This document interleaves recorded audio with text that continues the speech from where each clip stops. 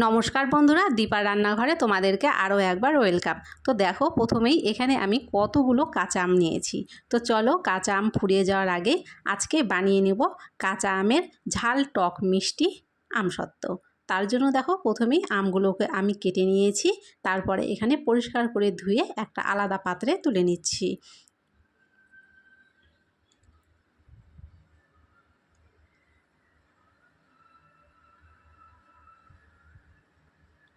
তারপরে কড়াইতে জল দিয়ে দিলাম, আর এখন এর মধ্যে সব আমগুলো দিয়ে আমগুলোকে ঢেকে সেদ্ধ করে নেব। সেদ্ধ করার জন্য এখানে আমাদের কোনো কিছু ব্যবহার করতে হবে না, শুধু জল দিয়ে সেদ্ধ করে নিলেই হবে। তো দেখো, এরকম অবস্থায় আমগুলো কিন্তু আমার সেদ্ধ হয়ে গেছে। এখন সবগুলো নামিয়ে একটু ঠান্ডা করে নেব। একটু ঠান্ডা হয়ে যাওয়ার পরে এখানে আমি একটা বড় ছাঁকনি নিয়েছি, তাতে অল্প অল্প করে জল সহ আমগুলো দিয়ে একটা চামচের সাহায্যে ভালো করে চেপে চেপে এর পুরো পিউরিটা বের করে নেব।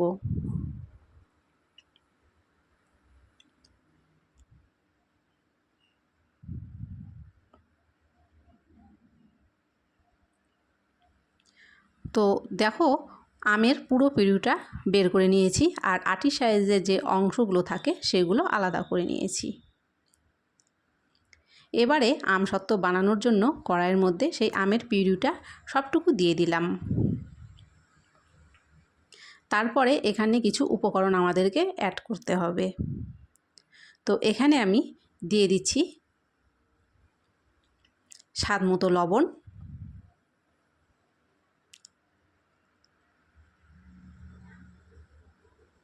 তারপরে দিয়ে দিলাম স্বাদ মতো চিনি, আর যেহেতু আমসত্ত্বটা একটু ঝাল ঝাল হবে সেই জন্য দিয়ে দিলাম চিলি ফ্লেক্স।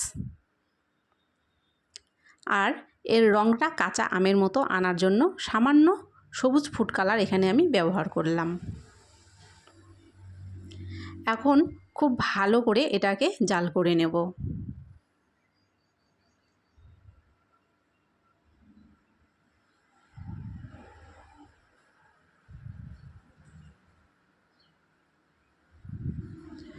দশ মিনিট ধরে আমি এটাকে দেখো খুব ভালো করে জাল করে নিয়েছি, আর দেখতেই পাচ্ছ কতটা এখানে ঘন হয়ে গেছে।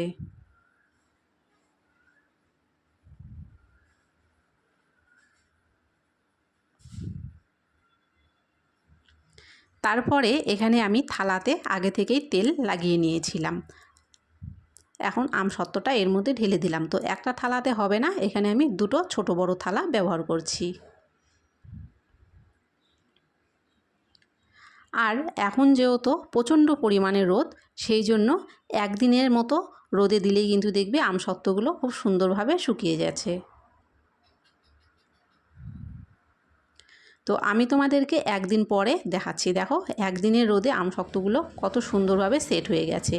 এবারে একটা ছুরি নিয়ে প্রথমেই চারপাশ দিয়ে এটাকে ঘুরিয়ে ঘুরিয়ে ছাড়িয়ে নেব থালা থেকে।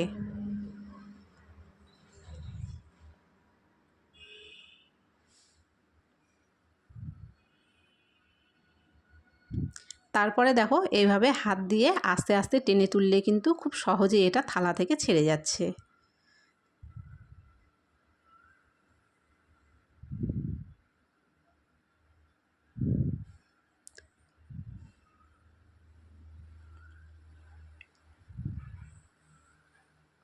তো চলো, এখন তোমাদেরকে আমসত্ত্বটা কেটে দেখিয়ে দিই।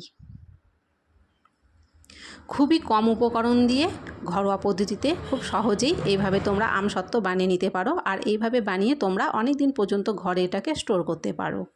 তো আমার এই আমসত্ত্ব রেসিপি তোমাদের কেমন লাগলো কমেন্ট করে অবশ্যই জানিও। ভালো লাগলে লাইক করে দিও, ভিডিওটাকে শেয়ার করে দিও, সাবস্ক্রাইব করে দিও, আর পাশে থাকা বেলটিকে অবশ্যই প্রেস করে দিও।